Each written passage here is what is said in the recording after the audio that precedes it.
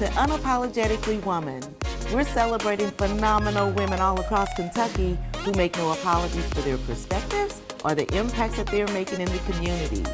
Today we're celebrating Heba Ghuneim. Heba is a mom and a life coach specializing in relationships and motivation. Unapologetically Woman, Heba Ghuneim, that's you. Congratulations. Thank you so much, Sharon. It's a pleasure.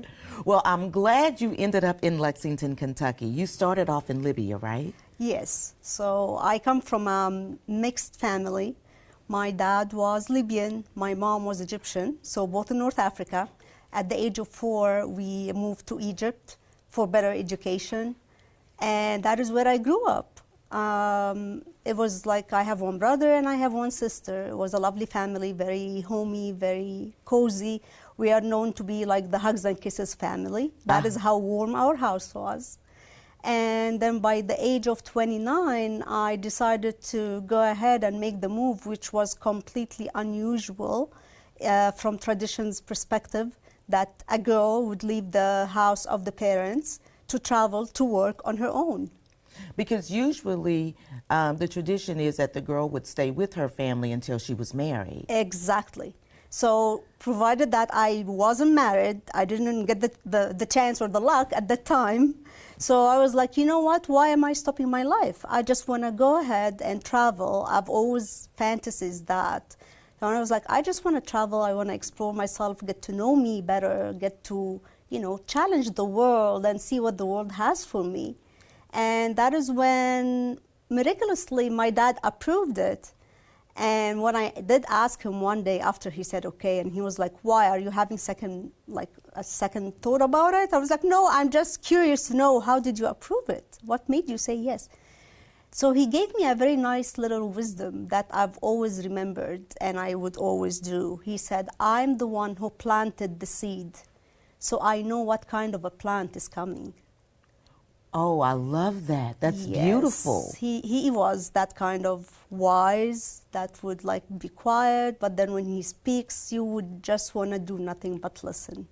Wow. Yes. And so you ended up in Dubai. Ended up in Dubai. I went there without having any job offer on hand, nothing. I just reached out to a friend who happened to be living there. 2 weeks, job search every day, early morning till late night, on the internet, sitting in a cyber cafe at the time because I didn't have anything with me to help me. That was my only tool. Until I landed 2 jobs. By the end of the second week, I had decided and signed my contract there. So I believe I was lucky in finding a job that quick. And my journey started. I stayed there for 15 years. With all the challenges, ups and downs. I lost my dad a year after I had traveled there. My mom used to always tell me, if it wasn't for your dad that had allowed you to travel, no one would have allowed you to. So he felt it. He kind of felt it. Wow. So that used to be an enabler for me all the time. I would always remember the trust he had in me. And I was like, I will never let you down, even though he's passed away. But I wanted to keep my promise. You're still keeping your promise to him. That's great. And I'm still doing the same.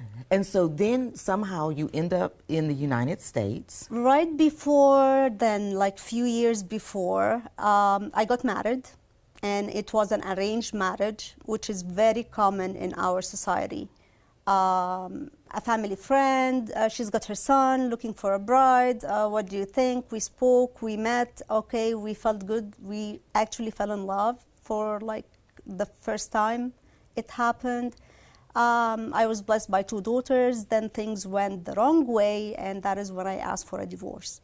You ended up experiencing some trauma in the relationship it was bad. Mm-hmm. It was really bad. I had trauma, as you said. I had PTSD. I kind of collapsed completely because it was the same year when I nearly lost my younger daughter when I was delivering her. That was in 2018. A month after, I lost my mom. And then a month after, I found out about what was going on with my husband at the time. And I decided I'm not putting up with that. I just need a divorce. And you asked for a divorce when your oldest was 1.5 years old. That's right. Or nearly That's 2 years right. old. 1.5, you got it right, yes. Yes.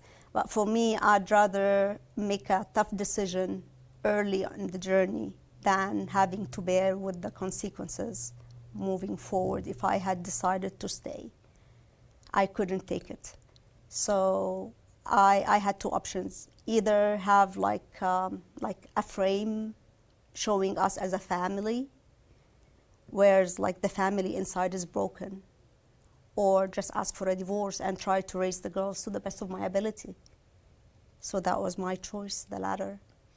And you have been doing a great job, because how old are they now? 6, 7? The younger is 6, the older is 7.5. Yeah. And so you're showing them what it's like to be in a situation and get out of that and to continue to move forward. I'm trying to empower them with all the knowledge I have, the information I have, whatever I had studied throughout my life, whatever I have been through. I talk to them as if they are grown-ups, and they get it. They get it. It's not a surprise for me, but like you just sit with them, talk to them about anything, they would keep up with the conversation. So for me, it's like I never stopped them from talking to their father, though. Actually, I was the one pushing for this relationship to continue. So I wanted them to feel like they are normal. They don't have anything less. So I took it. It was very stressful for me. It wasn't easy in the beginning, especially, to talk to him and call him and tell him, please talk to your daughters. Here they are.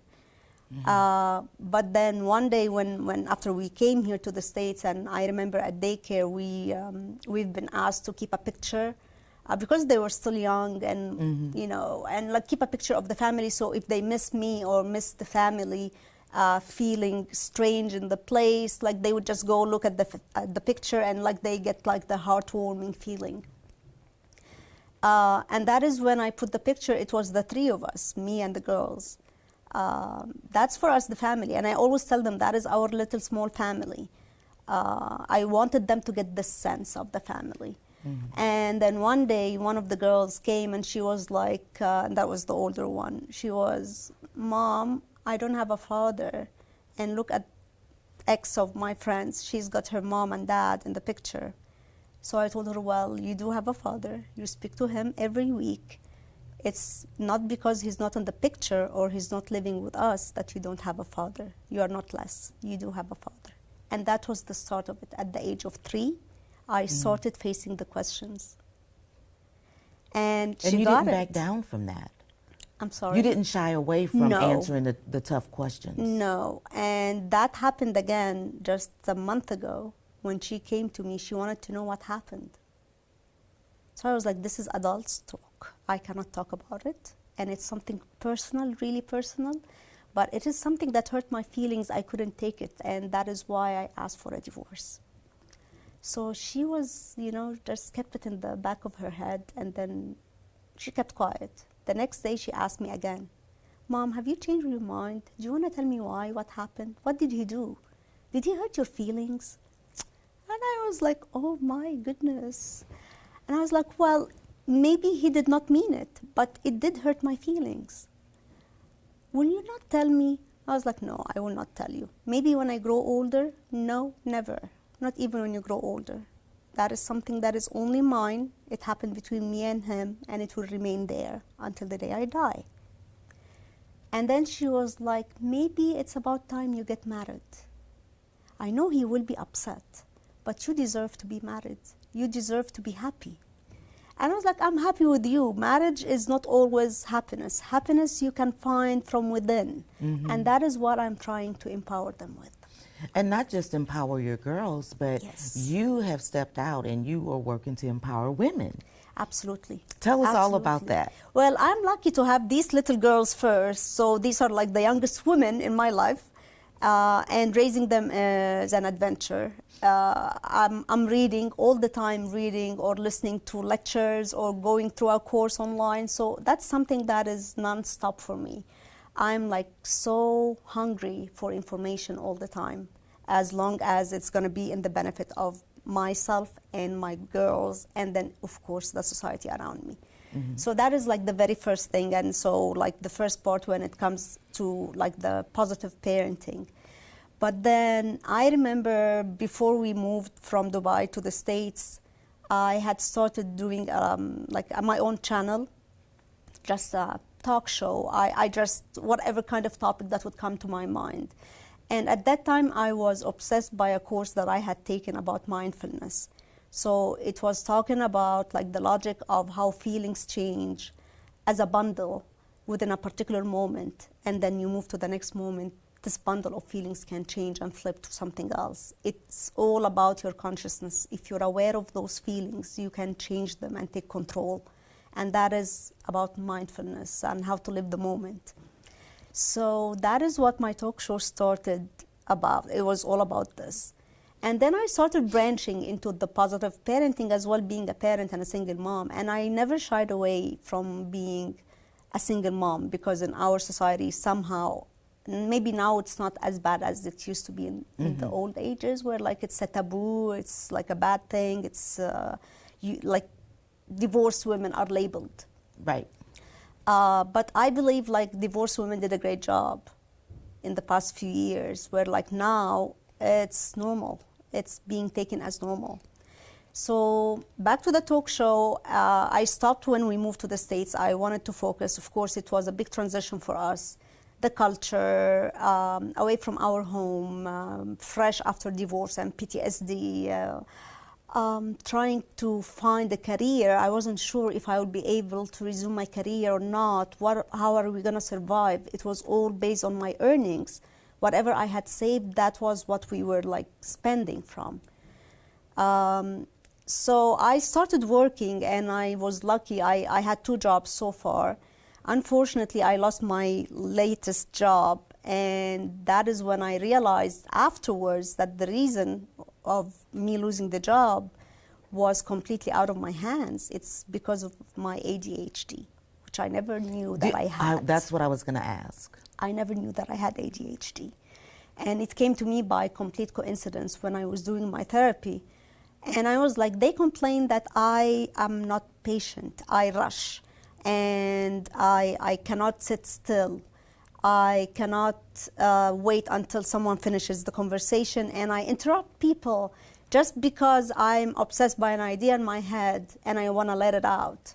So that is how people perceive me. For me, I knew that if I don't say it now, I'm going to lose it. Right, right. It just goes. So if I don't speak it out now, so be it. That's it. I lost it. And I lose track of the conversation. And it's interesting that it's something that I realize about myself. It's like, okay, fine. I lost my job now for it. It's good. Let's educate about it. And one of the information that, one of the pieces of information I came across was like it could be genetic. And that is when I started focusing on my girls. I noticed some impulsivity in one of them, and I noticed some distraction on the other one. And then I went to the school counselor, and I told her, listen, I have doubts. I've been recently diagnosed. I'm still in my exploration journey myself, but I doubt that one of the girls, if not both of them, have it. So what's our next step? And both of them ended up being diagnosed with ADHD. Ended up that both of them have it, but they have different types. One is having both, which is like the hyperactivity and the distraction, or inattention, they call it. And the other one, which is the young one, we are still doubtful about whether it's a combined type or like the hyperactivity only. So we're going to repeat the test again after 1 year when she's like aged a little bit more. So with that development, we can tell. So I'm glad, because if I have not been reading, educating myself, putting all the efforts into these and paying attention, close attention to my girls, I wouldn't have found out. And it's important to find out because it is something that I believe it can be treated through behavior. So if I can instill in them all the different techniques that they can use and make them live by it on a daily basis, you just create a habit, and then it becomes easy on them. So they don't have to lose a job or be judged in a wrong way for something that is like out of their hands. And so you've taken all of every step of your journey and all of your experiences, and you've thrown it kind of into the life sessions that you provide. Yes, and it is something that I feel like I believe like there's always a blessing in every obstacle we face. Because we learn from it, we grow out of it with more experience, with more strength, and it does empower us. So that is what I do through my sessions. It's like, it's either something I've been through or I've read about or I've seen someone go through.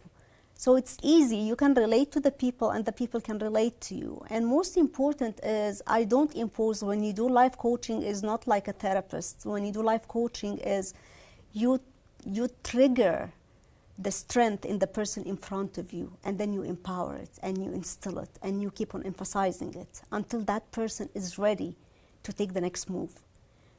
So for me, I'm only a facilitator, but if I don't have the right set of questions, I wouldn't be able to trigger the right points where like is required for their particular situation.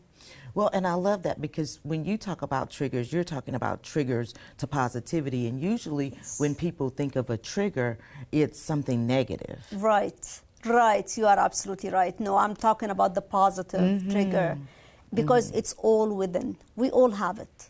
We all have it. We are all equal. We all have it. Not knowing about it doesn't mean you don't have it. So, and that is everybody's own responsibility to learn more about themselves before going out to the world and learn about the world. Like, look within before you go and look outside. It's all within. So if you empower it and positively trigger it, then you get it. We could sit here forever. I love talking to you. I'm going to pitch it to you for the last word to young girls, young women, really anybody who's watching, who may be on a journey themselves. What kind of advice would you give them? Never give up. Life will throw so many obstacles along the way. It's never a pinky journey. It's always a tough journey. Some days are really bad, some days are really good, but the good will always come. So after dawn, and then the night, and then dawn comes back again. So it's never dark all the way. And you've got it, just look within, you've got it. Thank you so much. My pleasure. Just remember, you heard it from Heba. After the dark comes, the dawn always comes. Continue to work hard in everything that you do, and continue to watch as we celebrate other phenomenal women who are making changes in our community. I'll talk to you soon on Unapologetically Woman.